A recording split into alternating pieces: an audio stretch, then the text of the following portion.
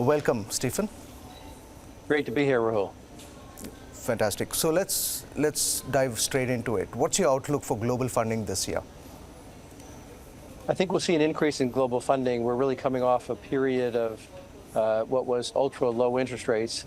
And so it's taken a couple of years for sellers to adjust prices and adjust to the new normal, which actually are T-bill rates and interest rates that are consistent, more consistent of what they've been in the previous 40 years than post economic collapse in 2008. So we're back to more normalized interest rates, and I think the markets have adjusted to that now. But based on what the central banks have said, the interest rates are not going to go down soon. It probably they're on a wait and watch mode. So what do you have to say on that? Well, I think that, again, the markets, I think, have adjusted. We've had a period of these higher interest rates. And when I say higher, they're really not higher than they've been historically before we had the crisis in 2008. So I think we're back to the old normal of T-bill rates in the 5% range. And pricing has adjusted to that. And companies are performing pretty well. So I look forward to a good deal-making year for most of the private equity firms. Right. And just on the private equity industry, which particular industry or sectors do you think will be in focus this year and going forward? Technology continues to be a boom industry. As you know, there have been major advancements in AI. AI is penetrating almost every segment of business. Most CEOs are looking at domain-specific AI and how AI can help their companies be more productive. I think the AI revolution is going to be a big factor in the next 10 to 20 years, just like it was with the internet in 1999. So we'll see large growth and productivity growth as businesses implement AI systems that'll make them more productive. There is also, we're going through a 10 or 20 year energy transition from fossil fuels to more clean fuels. That's going to take a long time to happen. I don't think most governments are really well prepared for that, but there's going to be business opportunity there as people transition from the old fossil fuels to new kinds of power and new kinds of way to power the economy. And then I think, again, these interest rates, I believe, are going to remain like they were. I mean, relatively higher than in the past, because most governments have large deficits. And so I don't see a lot of relief from interest rates in the short term, and I think businesses have adjusted to that now, back to the old normal. Right.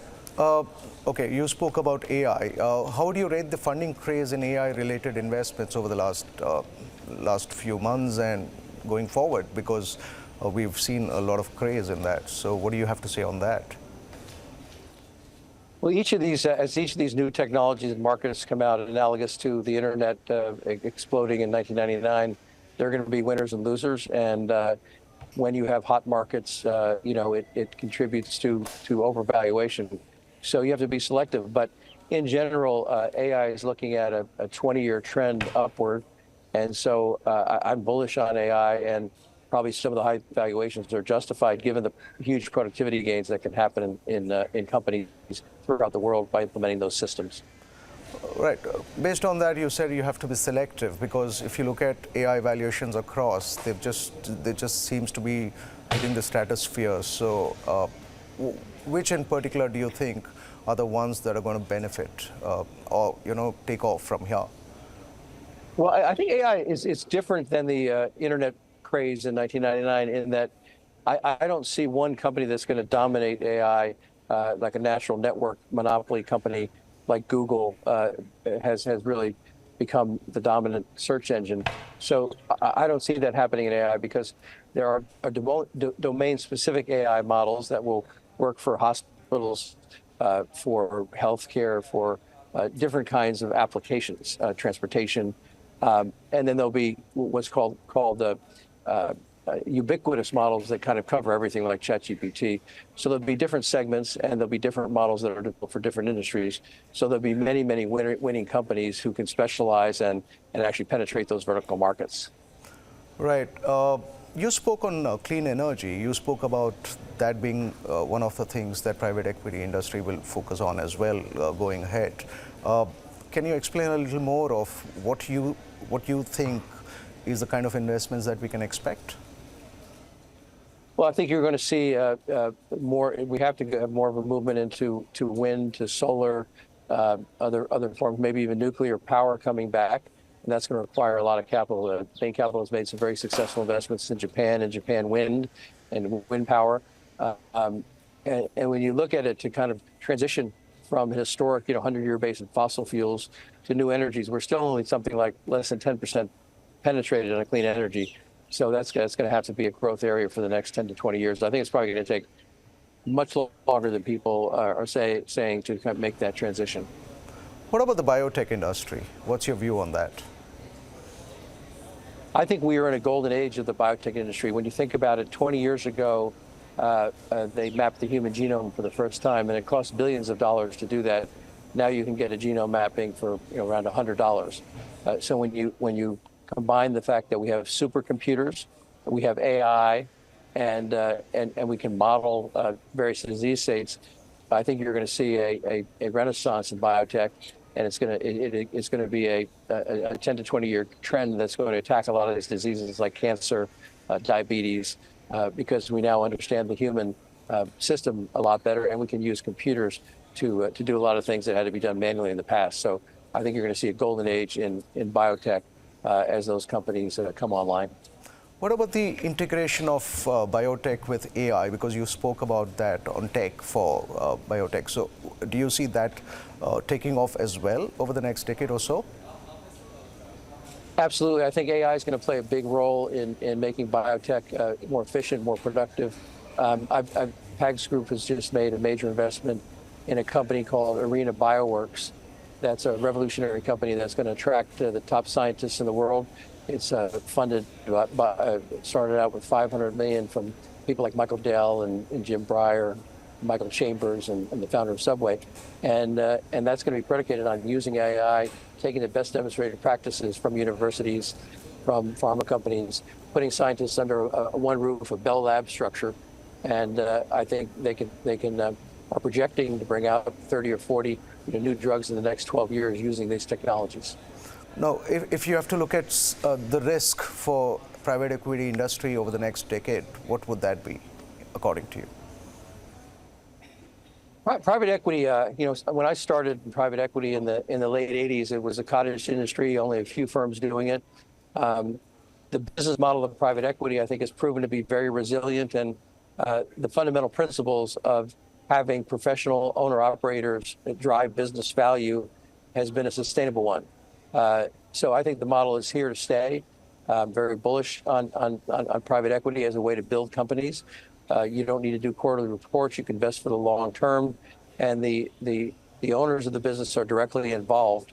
And so it's been a great model and grown dramatically since I started with a few firms. Now there's thousands of firms, and it's gone global. Bain Capital started out as just a local, mainly U.S. company, and now we have offices all over the world, as do the major ones like Blackstone and Carlyle and many global firms with hundreds of billions of capital. So it's become an institution now, and fundamentally it's because the business model works. Working with management teams to grow business in a non-public environment has been very productive. Right. Now we shift our focus slightly to the to sports-related ones. Stephen, you're also actively involved in sport, and you're the co-owner of the Boston Celtics. They're currently top of the Eastern Conference in the NBA and have been knocking on the door of the championship for the last few seasons, but haven't actually been able to cross the line. From a boardroom point of view, what are the plans to grow the franchise at a global scale? The NBA, under the leadership of Adam Silver and previous to him, David Stern, has been really out ahead of all the trends globally. Basketball and football/soccer are two global games. And the whole world has changed with the advent of streaming and instant communications and connection to all these sports. So as internet companies and traditional broadcasters and streamers compete for the content, you've seen enormous growth. And now you can reach consumers all over the world. I was walking around Dubai and I saw people in Celtics jerseys, for example. Right. So I think we're only in the early stages of that, and global sports are going to continue to grow. and they're critical to attracting eyeballs to get on the advertisers' sites. Right. Stephen, as co-chairman of Italian football club Atalanta, you're also part of the footballing ecosystem. You were previously interested in acquiring the Premier League giants Chelsea. Is there a possibility of future investments in any other English clubs? You know, PAG's group has a broad focus on soccer / football and basketball. And so we're looking at many opportunities. We believe there's growth in a multi-club strategy. You can utilize some of the same analytic techniques and advertising and aggregating eyeballs across these different clubs. So yes, we're actively looking at clubs in England. We're looking at clubs in France. We're looking at clubs in Spain as part of a multi-club strategy. And I think that'll be a trend going forward. Any particular club of interest, if I can ask? If I said that, they'd have to shoot me. So that's confidential. We keep that confidential with the clubs. But there are a lot of interesting clubs out there. Right. You know, COVID has really precipitated these clubs needing capital, because it was a really tough period when you couldn't have people coming to the matches and ticket sales. So a lot of the clubs need capital investment, and those are the kinds of clubs we're looking for at PAG's Group, to use our expertise to improve and build those brands. Right. I'm not sure if you're familiar with cricket, but American businessmen like the Glazer family have brought franchises in the UAE Cricket League, while major cricket cricket has also been established in America. Is getting involved in cricket on your agenda in the future, maybe near future? Well, that might be a sticky wicket for us, because we really have focused on basketball and soccer as global sports. But I've seen the incredible growth in cricket in India. The 2020 format has proved to be fantastic for television, and obviously all the Indians that I know are obsessed with cricket. So I think it can be a global game, and there's growth there. So I applaud people like the Glazers for investing and trying to grow the sport. Right. All right. Fantastic. It was lovely talking to you, Stephen. Thank you for your time. Okay. Thanks, Rahul. Appreciate it. Yeah.